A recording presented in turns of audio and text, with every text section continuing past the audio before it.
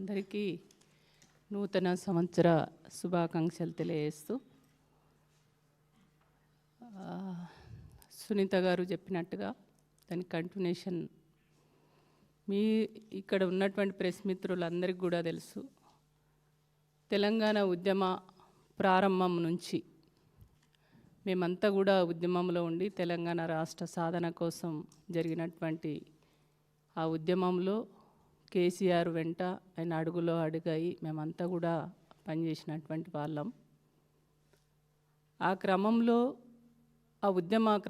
ఉద్యమం జరుగుతున్నటువంటి సమయంలో ఒక 5-6 ఏళ్ళ తర్వాత తను కల్వకుంట్ల కవిత గారు ఆ ఉద్యమంలో పార్టిసిపేట్ కావడం, ఆ ఉద్యమంలో తెలంగాణలో ఉన్నటువంటి అన్ని వర్గాల ప్రజలు కలిసి వచ్చారు. అది మహిళలు కావచ్చు, ఉద్యోగస్తులు కావచ్చు, డాక్టర్లు కావచ్చు, ప్రతి ఒక్కరు కూడా ఆ ఉద్యమంలో కలిసి వచ్చినటువంటి వాళ్ళం. అన్నిటినీ అంటే ఎవరు కూడా వాళ్ళ సొంత ప్రయోజనాలు అనేది నాకు ఇది కావాలనే ఆశించి కాకుండా అందరూ ఖచ్చితంగా తెలంగాణ రావాలి, తెలంగాణ లక్ష్యమే సాధనే ఏకైక లక్ష్యంగా అందరం పనిచేసినటువంటి విషయం మీ అందరికి కూడా తెలుసు. అందులో పత్రికా మిత్రులది కూడా చాలా కీలక రోల్ ఉన్నది. అట్లా తను కూడా 2006లో అనుకుంటా బహుశా తను అప్పటి వరకు అమెరికాలో ఉండి అక్కడ చదువుకొని ఉద్యోగమో ఏదో చేసుకుంటూ తర్వాత వచ్చి ఉద్యమంలో మేమందరం ఎట్లా పనిచేసినామో తను కూడా అట్లనే పనిచేసింది. ఆ పనిచేసినటువంటి క్రమంలో సునీత గారు చెప్పినట్టుగా ఆమెకు ఇవ్వవలసినటువంటి ప్రాధాన్యత ఒక ఎంపీగా, ఎమ్మెల్సీగా, వాళ్ళ పార్టీలో ఉన్నటువంటి ప్రతి ఒక్కరం కూడా ఇవాళ కేసీఆర్ బిడ్డగా మేము చాలా గొప్పగా గౌరవించేవాళ్ళం, కలిసేవాళ్ళం. అనేక సందర్భాలలో తనతో కలిసి పనిచేసినటువంటి వాళ్ళం. కానీ మరి ఇప్పుడు తను లేవనెత్తుతున్నటువంటి అంశాలు ఏవైతే ఉన్నాయో, పార్టీకి నష్టం చేసేటువంటి మాటలు ఏదైతే మాట్లాడుతుందో అది నాకు కొద్దిగా బాధేస్తుంది. ఎందుకు అనంటే అప్పుడు ఈనాడు మాట్లాడుతున్నటువంటి మాటలు ఏవైతే ఉన్నాయో మరి ఆ రోజు మీరు ఏం చేసిరు, ఎంతమందికి మీరు పదవులు ఇప్పించగలిగిరు, మహిళల గురించి మాట్లాడగలిగిరు, బీసీల సమస్యను లేవనెత్తగలిగిరు, ఎంతమంది బీసీలకు ఇప్పించగలిగిరు, ఇవన్నీ కూడా ఒకసారి మీరు తిరిగి నెమరు వేసుకోవాలి. కానీ అప్పుడు ఏదో నేను ఇంటర్నల్గా మాట్లాడినా నన్ను కానీ ఎప్పుడు కూడా మీరు మాట్లాడినటువంటి దాఖలాలు లేవు. అవి చెప్పుకోవడానికి కూడా మరి ఎట్లా మీకు మనసు వస్తుందో కానీ నాకైతే అర్థం కాదు. కానీ ఎప్పుడు కూడా మీరు ఆ ప్రయత్నం చేయలేదు. కానీ ఇప్పుడు ఏదైతే మీ పైన వచ్చినటువంటి ఆరోపణలు, మీరు జైలుకు వెళ్ళడం, ఇవన్నీ కూడా నిజంగా బీఆర్ఎస్ పార్టీకి ఎంత నష్టం జరిగింది. అది ఇవాళ ప్రజలకి మేము జవాబు చెప్పలేనటువంటి పరిస్థితిలో ఉన్నా కూడా, కానీ కవితను మిమ్మల్ని వెనకేసుకొచ్చి అది కాదు అని చెప్పేసి మిమ్మల్ని జైల్లో ఉన్నటువంటి టైంలో మిమ్మల్ని బయటకు తీసుకురావడం కోసం ఎన్ని ప్రయత్నాలు చేయాలో సునీత గారు ఇప్పుడు చాలా క్లియర్గా చెప్పడం జరిగింది. మీరు చేసిన తప్పుల్ని కప్పిపుచ్చుకోవడానికి బీఆర్ఎస్ పార్టీలో ఉంటూ బీఆర్ఎస్ పార్టీకి నష్టం చేసే విధంగా, అప్పటి బీఆర్ఎస్ ప్రభుత్వానికి నష్టం చేసే విధంగా, కేసీఆర్ గారికి వ్యక్తిగతంగా నష్టం చేసే విధంగా ఆనాడు కేంద్రంలో ఉన్నటువంటి బీజేపీలో ఉన్నటువంటి పెద్ద నాయకులతోటి మాట్లాడి ఇవాళ అనేక ప్రయత్నాలు దాని నుంచి బయటపడడానికి మీరు చేసినటువంటి ప్రయత్నాలు నిజం కాదా మీరు ఒక్కసారి ఆలోచించుకోవాల్సినటువంటి అవసరం ఉంటుంది. ఇవాళ మీరు ఆ లిక్కర్ స్కామ్లో ఇరుక్కున్నప్పుడు బీజేపీ పెద్దలతోటి మాట్లాడి మీరు ఏం చేసిరు, వాళ్ళ మెప్పు పొందడం కోసం అయోధ్యలో శ్రీరాములు మందిరం ఏదైతే నిర్మాణం చేసిరో అది చాలా సంతోషించదగినటువంటి విషయం అని చెప్పేసి వాళ్ళ మెప్పు పొందడానికి కోసం మాట్లాడిన మాటలు నిజం కాదా? అంతేందుకు అయోధ్యకు సంబంధించినటువంటి వీడియో ఏదైతే ఉందో అప్పుడు అర్ధరాత్రి మీరు పోస్టు పెట్టి మళ్ళీ ప్రొద్దున తెల్లవారేసరికి డిలీట్ చేసినటువంటి సందర్భాలు కూడా ఉన్నాయి. అవి తెలంగాణలో ఉన్నటువంటి ముస్లిమ్స్ మర్చిపోతారా? మర్చిపోరు కదా. అట్లా మీరు ఎన్ని ప్రయత్నాలు చేయాలో అన్ని ప్రయత్నాలు చేసిరు, పార్టీకి నష్టం చేసే చాలా ప్రయత్నాలు చేసిరు. వాటన్నిటిని చూసిన తర్వాతనే మిమ్మల్ని తప్పనిసరి పరిస్థితుల్లోనే సస్పెండ్ చేయడం అనేది జరిగింది. అప్పటి వరకు ఇవన్నీ చేస్తున్నా కూడా పార్టీ మిమ్మల్ని ఏమీ అనలేదు. మార్చుకుంటారేమో, అరే ఉద్యమంలో మాతో కలిసి పనిచేసిరు కదా అని చెప్పేసి. ఇవాళ నేను జాగృతి అని మీరు గొప్పగా చెప్తున్నారు. ఇవాళ జాగృతి అనేది ఎక్కడి నుండి వచ్చిందండి? మీరు అమెరికా నుంచి పుట్టుకొని రాగానే మీ ఎంట అందరు ప్రజలు వచ్చిరా? మీరు తెలంగాణ జాగృతి పెట్టుకొని ఊర్లలోకి పోతే టీఆర్ఎస్ సంబంధించినటువంటి నాయకులు కార్యకర్తలు మీ వెంట ఉండి మీరు చేస్తున్నటువంటి ప్రతి కార్యక్రమానికి మేము సహకరిస్తేనే కదా మీ కార్యక్రమాలు సక్సెస్ అయింది. అది బీఆర్ఎస్ పార్టీ కదా చేసింది. అది మీరు ఎందుకు మర్చిపోయారు? ఇవన్నీ వల్ల బీఆర్ఎస్ పార్టీ నాకు సహకరించలేదనో, నేను చేస్తున్నటువంటి పనికి గుర్తింపు ఇవ్వలేదనో, నాకు సపోర్టింగ్ లేదనో, నేను మదనపడ్డాని అనే పద్ధతిలో మీరు బాధపడుతూ కన్నీళ్ళు పెట్టుకుంటున్నారే. మరి మీకంటే ఎక్కువ తెలంగాణ రావాలి. తెలంగాణ వస్తే తెలంగాణలో ఉన్నటువంటి నీళ్లు, నిధులు, నియామకాలు వాటి వల్ల తెలంగాణ యువతకు లాభం జరుగుతుంది, తెలంగాణ సమాజానికి లాభం జరుగుతుందని అన్నీ వదులుకొని ఆస్తులు అమ్ముకొని వాళ్ళు ఏది ఆశించకుండా నిస్వార్థంగా పనిచేసినటువంటి వాళ్ళు చాలామంది గొప్ప నాయకులు ఉన్నారు. మీరు నేను చేసిన దానికంటే ప్రజల పాత్ర చాలా ముఖ్యంగా ఉన్నది. మరి వాళ్ళు ఏం ఆశించారు? మీరు తెలంగాణ ఉద్యమంలో మీరు తెలంగాణ ఉద్యమంలో పాల్గొని మీరు ఎంపీగా 5 ఏళ్ళు చేసి దాని అనంతరం మళ్ళీ ఎమ్మెల్సీ తీసుకొని మళ్ళీ దాని కంటిన్యూషన్ కూడా మళ్ళీ ఎమ్మెల్సీ తీసుకొని అన్ని రకాల అనుభవించినటువంటి మీరే ఇట్లా మాట్లాడుతున్నారు. మరి మామూలుల పరిస్థితి ఇంకా అన్నీ నష్టపోయి వాళ్ళు ఎవరన్నా మాట్లాడుతుర్రా? మాకు తెలంగాణ వచ్చింది, మేము కొట్లాడినాం, మా తెలంగాణ వచ్చింది, అదే చాలు అనేటువంటి పద్ధతిలో సంతృప్తితోటి ఉన్నారు. ఇవాళ తెలంగాణ వచ్చిన తర్వాత కేసీఆర్ గారు ఇవాళ అరే ఒక ఉద్యమ నాయకుడు తెలంగాణ తెచ్చిండ్రు, మంచిగా 9.5 ఏళ్ళు మంచి పరిపాలన జరిగింది అనేటువంటి సంతోషంలో ఉన్నారు. ఇవాళ ఆ ఉద్యమంలో పనిచేసినటువంటి అనేక మంది ఉద్యమకారులకు, అదేవిధంగా ఉద్యమంలో బలిదానాలు చేసుకున్నటువంటి అమరవీరుల కుటుంబాలకు కూడా చాలామందికి ఉద్యోగాలు ఇవ్వడం జరిగింది. చాలామంది ఉద్యమకారులకు కూడా అనేక అవకాశాలు రావడం జరిగింది.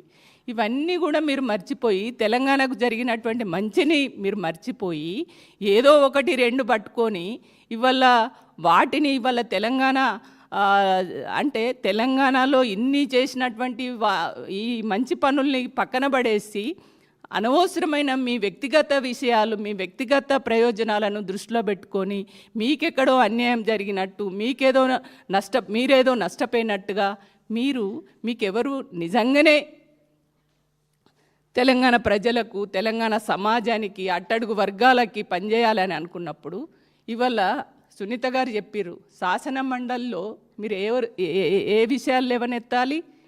మీ పర్సనల్ విషయాలు, మీరు ఎట్లా ఉద్యమంలోకి వచ్చిర్రు, మీరు ఏమేమి చేసిర్రు, మీరు ఏం బాధలు పడ్డారు, మీరు చెప్పడానికి తెలంగాణ ప్రజలకు కావాల్సింది మీ వ్యక్తిగత విషయాలా?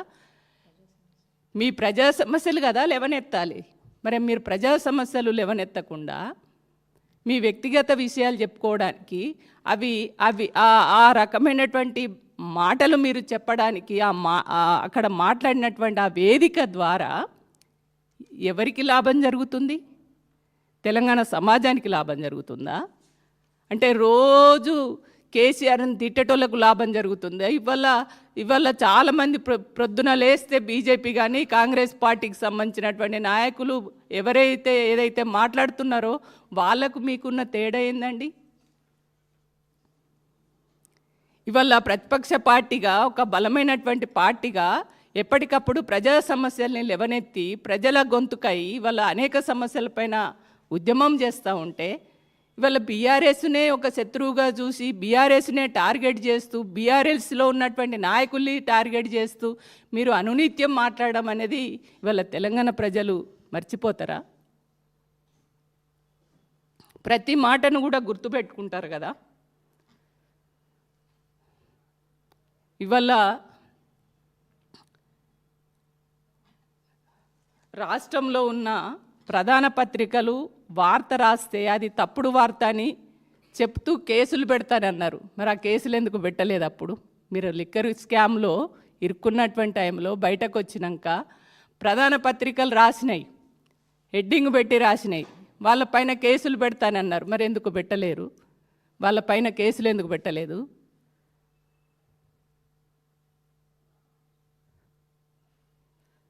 అంటే దీన్ని బట్టి మీ ఆలోచన ఏంది?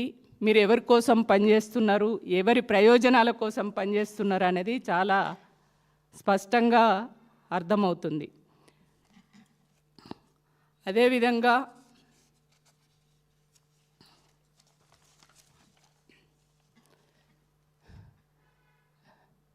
ఇవాళ తను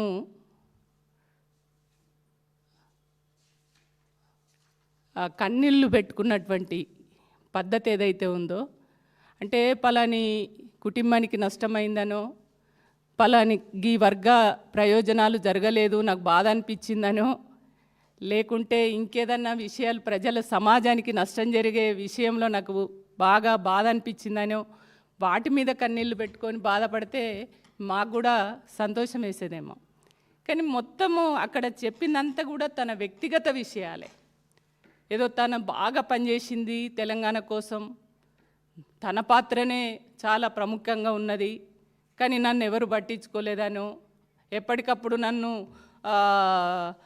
అణిచివేసే ప్రయత్నం చేసిరనో. మేము అందరం కూడా ఉన్నాం కదా, కలిసి పనిచేసిన వాళ్ళమే కదా. మాకు రాని అవకాశాలు మీకు వచ్చినాయి కదా, ఎందుకు మీరు అంత ఆవేదనతో పార్టీని నష్టం చేసే కేసీఆర్ గారిని మదనపడే విధంగా మీరు మాట్లాడుతున్నటువంటి మాటలు ఏవైతే ఉన్నాయో అది తెలంగాణ ప్రజలు మర్చిపోరు ఖచ్చితంగా. ఇవాళ నేను ఒకటి అడుగుతున్నా కవిత గారు, మీ లిక్కర్ నిజంగా ఒక మంచి మనిషి కూడా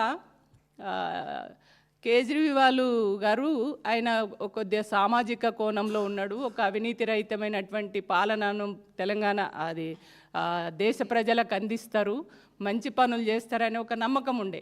ఆ మంచి మనిషిని కూడా చెడగొట్టినటువంటి ఖాతాలో మీరే ఉన్నారు కదా. ఆ లిక్కర్ స్కామ్లో ఇరుక్కొని వాళ్ళను మిస్గైడ్ చేసి అవన్నిటికీ ఆయనను ఇవాళ ఒక మంచి నాయకుడిని కన్మరుగు చేసేనటువంటి చరిత్ర మీది కదా. ఇవన్నీ కూడా తెలంగాణ ప్రాంత ప్రజలకు కానీ దేశ ప్రజలకు కానీ అందరికీ తెలుసు మీ గురించి. కాబట్టి నేను ఒక్కటే అడుగుతున్నా, ఇప్పుడు ఢిల్లీ లిక్కర్ స్కామ్లో నీ పాత్ర లేదని ఇదే లక్ష్మీ నరసింహస్వామి మీద నీ బిడ్డల మీద ప్రమాణం చేయగలుగుతారా? ఇప్పుడు లిక్కర్ స్కాము చేసిరు, మీరు లిక్కర్ స్కామ్ చేయలేదు, ఇవన్నీ తప్పుడు మాటలు తప్పుడు వార్తలని అట్లా ఏమన్నా మీరు ఇట్లాంటి ఆ ప్రమాణాలు ఏవైతే చేసిరో ఇప్పుడు మీరు చేయగలుగుతారా అదే లక్ష్మీ నరసింహస్వామి మీద? కాబట్టి ఇట్లా చెప్పుకుంటూ పోతే చాలా ఉన్నాయి. మేమంతా కూడా మిమ్మల్ని గౌరవిస్తాం, రెస్పెక్ట్ చేస్తాం. కానీ మీరు ఇట్లాంటి మాటలు ఏవైతే మాట్లాడుతున్నారో తెలంగాణ సమాజానికి, మహిళలకి, బలహీన వర్గాలకి తెలంగాణ ప్రయోజనాలను కాపాడే విధంగా మీ మాటలు ఉండాలి. కానీ తెలంగాణ రాష్ట్రానికి నష్టం చేసే మాటలు మీరు మాట్లాడకండి.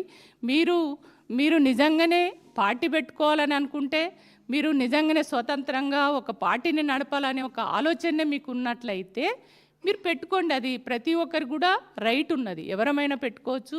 ఆ స్వేచ్ఛ స్వాతంత్రం అనేది ఎవరికైనా ఉంటుంది. కానీ మీరు ఆ పార్టీ పెట్టుకోవాలనే దానికోసం మీరేం చేస్తున్నారు? బీఆర్ఎస్ పార్టీని టార్గెట్ చేస్తూ బీఆర్ఎస్ పార్టీకి నష్టం చేసే విధంగా మీరు మాట్లాడుతూ ఇవాళ మాట్లాడుతూ అపోజిట్ ఉన్నటువంటి కొన్ని అంటే ఇతర అధికార పార్టీకి లాభం చేసే విధంగా కొంతమంది మీకు ఎవరైతే మీకు డైరెక్షన్ ఇస్తున్నారో, ఎవరైతే మాట్లాడిస్తున్నారో వాళ్ళకు లాభం చేకూర్చే విధంగా ఇవాళ మీ మాటలు ఉన్నాయి, మీ పనితనం ఉన్నది. మీరు రోజు మీడియా ముందుకు వచ్చి రోజు కూడా ఇదే ఉపోద్ఘాతం తప్ప ఇంకోటి ప్రజలకు సంబంధించిన విషయాలు మీరేం మాట్లాడతలేరు, ప్రజలకు లాభం చేసేది మాట్లాడతలేరు అని చెప్పేసి ఈ సందర్భంగా తెలియజేస్తూ ఇట్లాంటి మాటలు మీరు బంద్ చేయండి. కేసీఆర్ గారు ఎప్పటికప్పుడు మీకు మంచి చేయాలని చూసిండ్రు. మీకు అన్ని రకాల మీరు పదవులు అంటే వాస్తవంగా కేసీఆరే లేకపోతే కవిత అనే వ్యక్తి ఎవరు?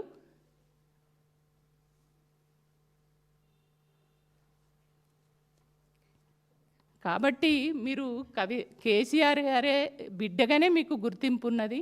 దానికి తోడు మీరు ఉద్యమంలో పనిచేసిర్రు, మీరు స్వతంత్రంగా కొన్ని నిర్ణయాలు తీసుకున్నారు, కొన్ని పనులు చేసిర్రు.